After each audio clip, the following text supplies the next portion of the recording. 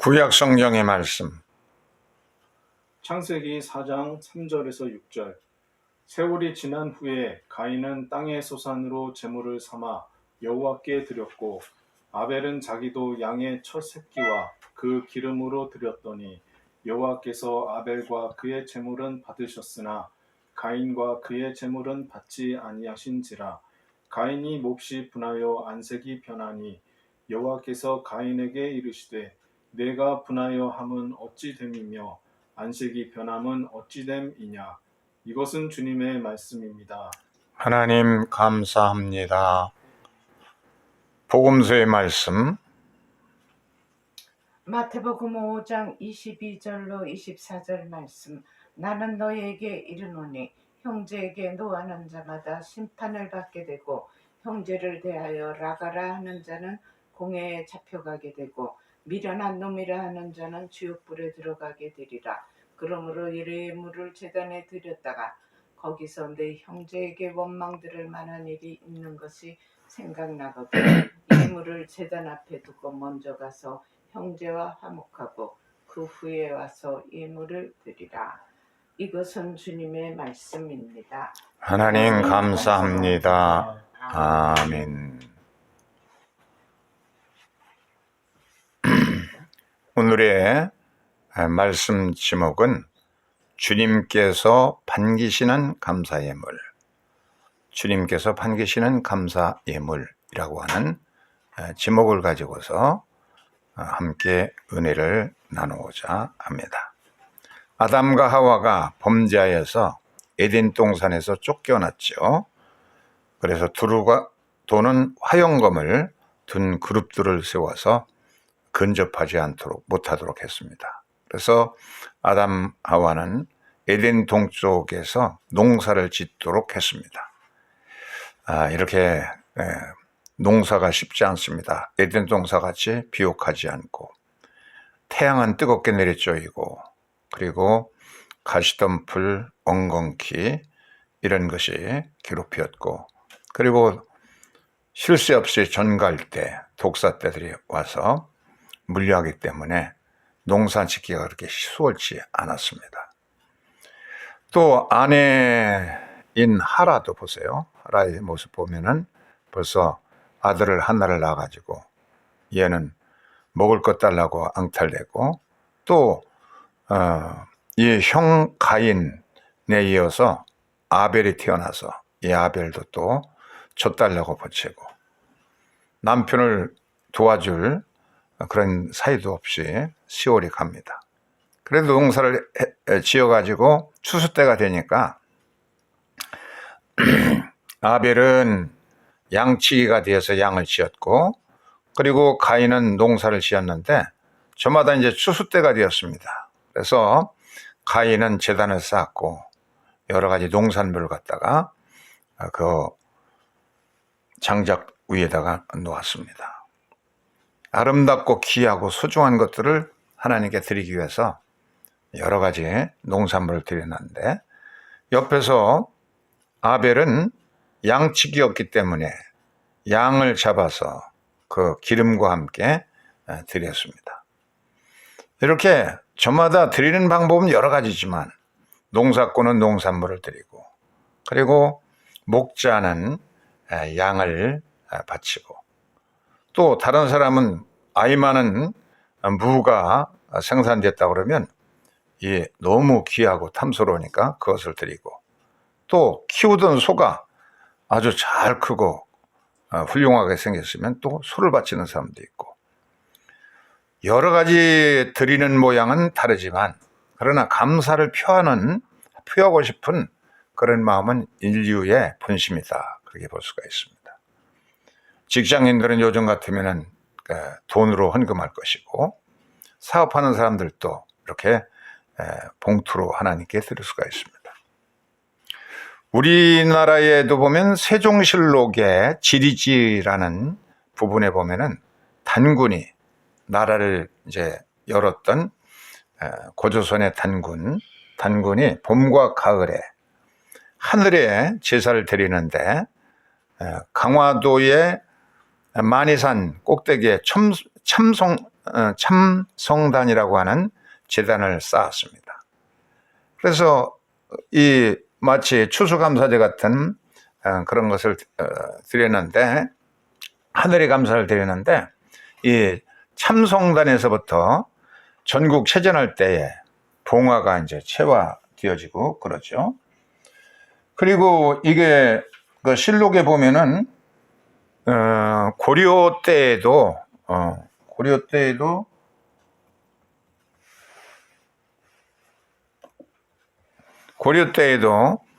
원종 11년에 이 참성단을 수리했다는 기록이 나오고, 그리고 1639년에 조선 인조 17년에도 이것을 수축하였고, 그 이후로도 조선 숙종 때에도 이것을 수리했다는 실록의 역사적인 기록을 보면 참 고대로부터 이렇게 왕들이 와서 하늘에 감사하는 제단이 강화도 만이산에 있다고 하는 사실을 보면은 고대로부터 이렇게 하늘에 감사하려는 그런 마음의 자세, 이런 것들이 우리 민족에게 있었던 것을 봅니다.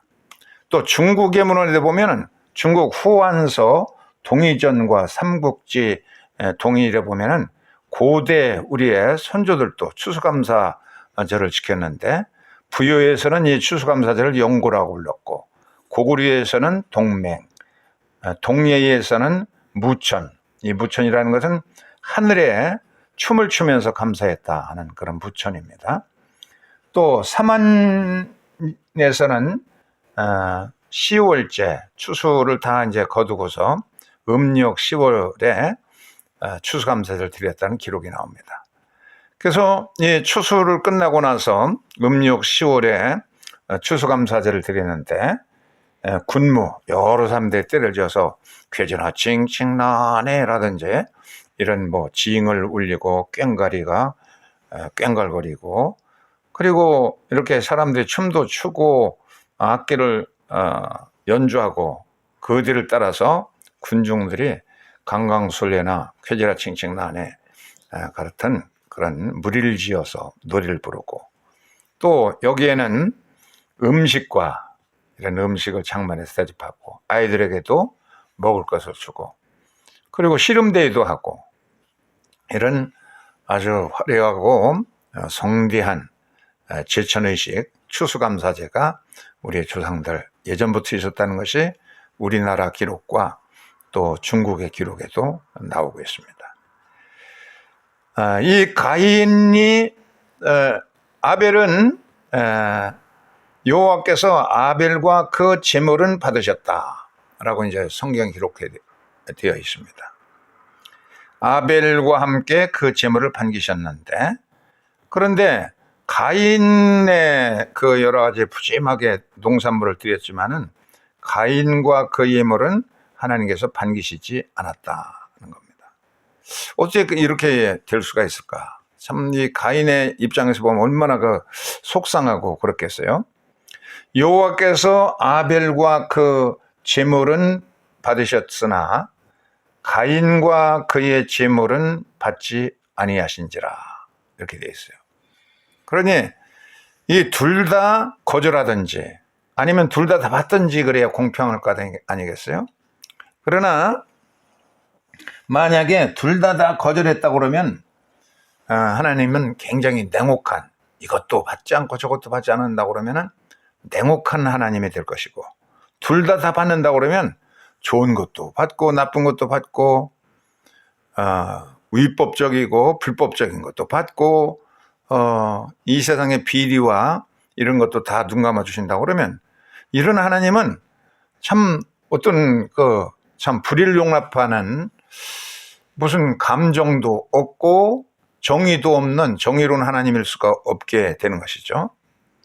그런데 문제는 또 하나님께서 농산물은 식물성이라 이것은 싫어하시고, 양고기 동물성이니까 이것은 기뻐하셨다라고 볼 수도 있는데, 그렇지도 않은 겁니다. 그렇다면 전부 이제 목자가 돼서 축산업이나 해야 되겠죠.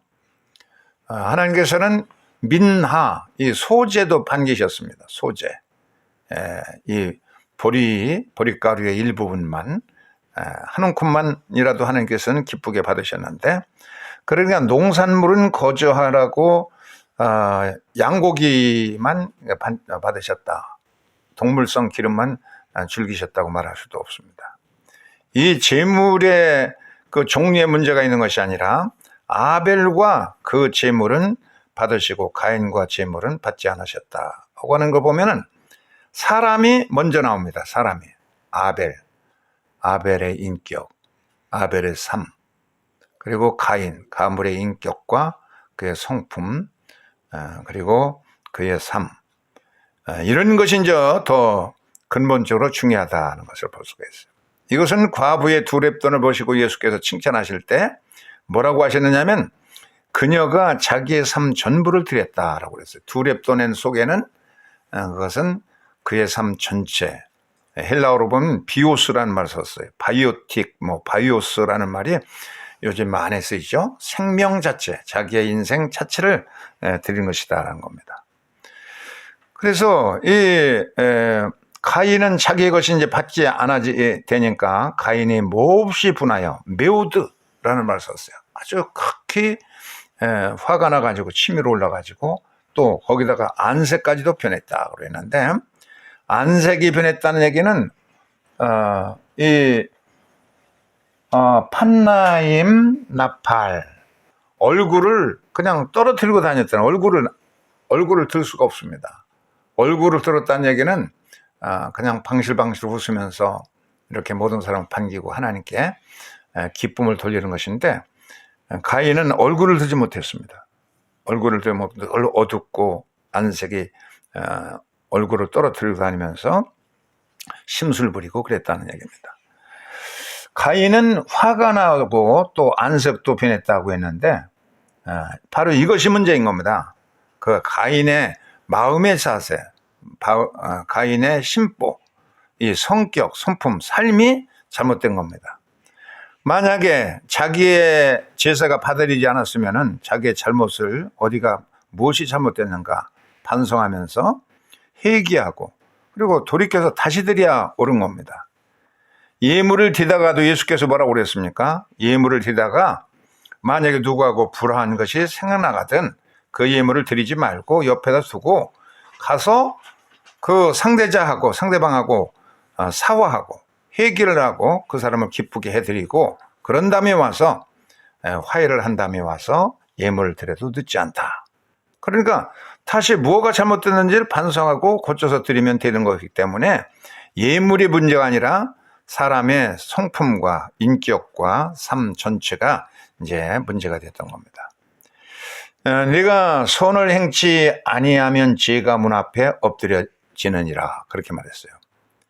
선을 행하지 않으면 이것은 토부라는 그 동사를 썼는데 바른 관계로 살지 않은 사람들과 정당하고 바른 관계로 살지 않고 기쁨을 주지 못하고 그런다고 그러면은 죄가 늘 네 문 앞에 도사리고 있을 것이다 이렇게 말했습니다. 이 단어가 굉장히 중요한 단어입니다. 죄가 문 앞에 도사리고 있고 너를 노리고 죄를 네가 다스리지 않으면은 너는 죄에게 정복당하고 말 것이다. 마치 이렇게 숲풀 속 사이에 엉겅퀴 가시덤불 사이에 독사가 도사리고 있다가 사람을 물어서 참 치명적인 상처를 입히게 되는 것처럼 죄가 늘 이렇게 마음이 편치 않는 그런 사람들 속에는 죄가 늘 도사리고 있다는 겁니다. 또 노리고 있어요. 도사리고 기다리고 있는 너를 노리고 있습니다. 노리고 있기 때문에 그것을 빨리 내 마음을 다스려야만 된다는 겁니다. 원하다 이것이 이제 갈망하다, 사모하다, 노린다 하는 그런 뜻인데 히브리어로 보면은 테슈카라는 단어, 테슈카. 성경에 이것이 딱 3번 나옵니다. 굉장히 중요한 단어예요. 창세기 3장 16절에 보면은 이 아담과 하와가 죄를 진 다음에 하와에게 무슨 벌을 줬냐면 그 아내가 남편을 갈망한다, 사모하리라 그렇게 말했어요. 그냥 여자가 자기의 남편을 사모한다 할 때 테슈카토라는 단어를 썼습니다. 여자가 남편을 사모하는 그런 일이 그렇게 된다는 겁니다. 하와가 이제 죄를 지은 결과 이제 남편이 다스리고 남편을 사모해야 되고 그렇게 말을 했고요. 두 번째 이 단어가 이제 사용된 것이 바로 오늘 성경의 본문에 나오는 창세기 4장 17절인데 제가 너를 사모하고 너를 그냥 노리게 되리라. 그런 말입니다. 여기도 테슈카토라는 단어가 사용됐습니다. 너를 그냥 아주 연락에 그냥 사모하는 겁니다. 얘가 나를 좋아하는구나 하고 제가 그냥 늘 도사리고 노리고 있습니다. 그래서 죄 지을 기회를 자꾸 그냥 부추기고 그런다는 얘기입니다. 예수님께도 이렇게 사탄이 시험했어요. 천하 영광을 다 보여주면서 내게 절만하면 이거 모든 세상 부귀영화를 다 주리라 이렇게 보여주는 겁니다.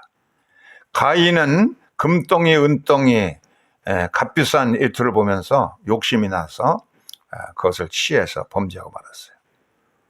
또 다윗은 우리아의 아내를 보면서 탐심이 일어나 가지고선 범하고 죄를 지었습니다. 또 우시아 같은 사람은 자기가 왕이라고 하는 교만병에 들었다가 문둥병이 발해가지고 버림받고 말았습니다.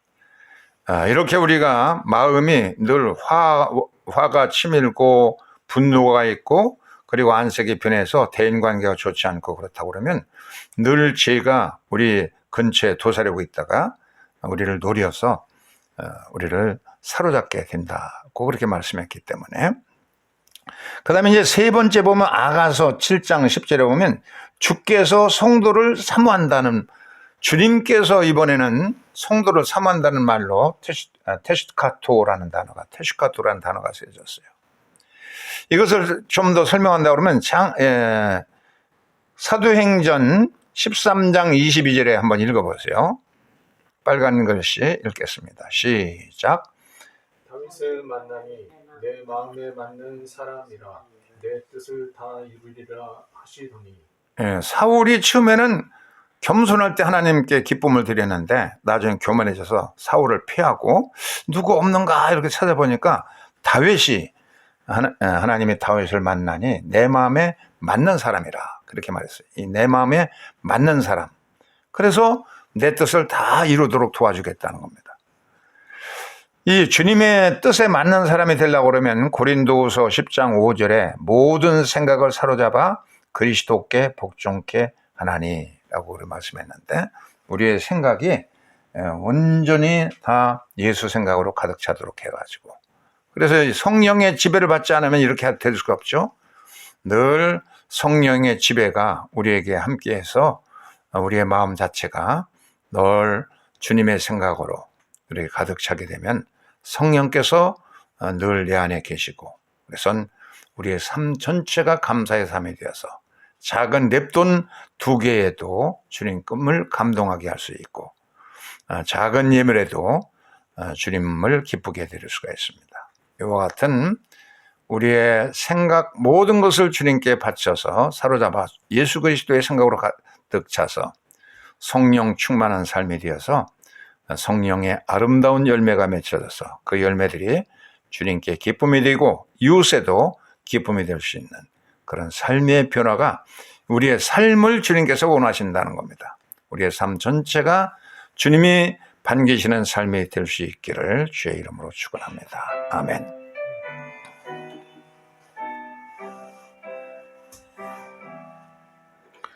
이른 봄 칼고 해친 이건 좋은 것 같아